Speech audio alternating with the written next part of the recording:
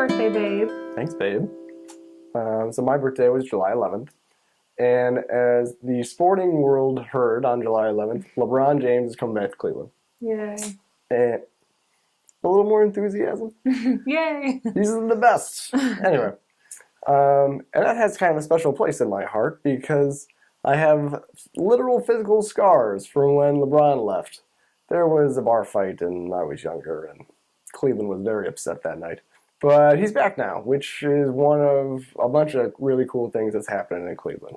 Another recent announcement is the Republican National Convention in 2016 is going to be held in Cleveland.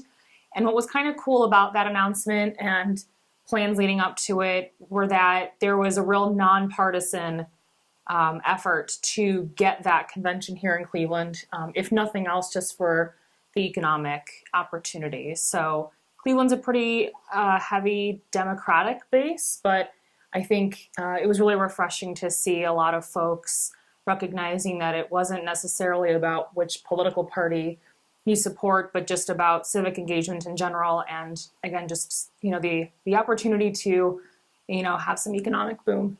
So the thing about the RNC decision that I really appreciate is that it puts Cleveland really in the driver's seat for that election.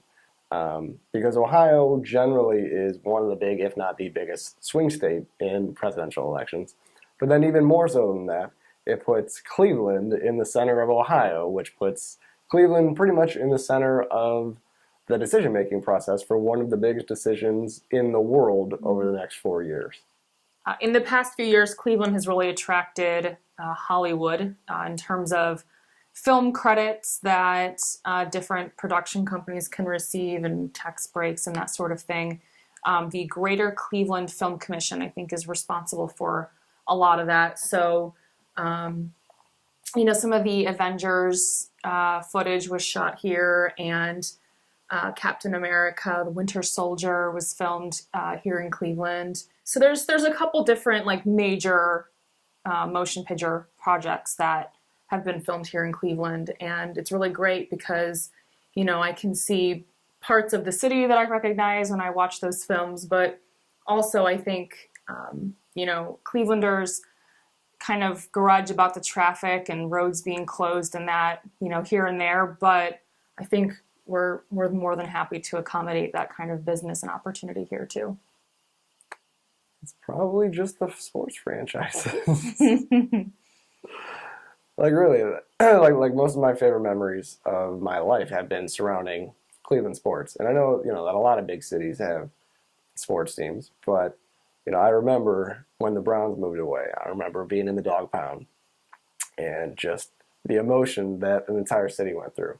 I remember how hard it was for my dad to get tickets to the Indians games in the mid-'90s when they kept going back to the World Series. We couldn't even get in the game. We had to watch from the parking structure that just happened to overlook left field.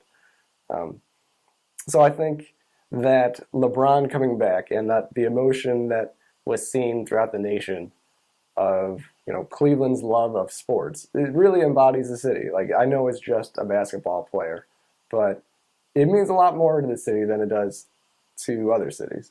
And I as an athlete and a coach, that's one more thing that I can love about Cleveland is that I feel home here. I'm C.L. O'Hanlon. And I'm Bridget O'Hanlon, and we're the Atheists Next Door.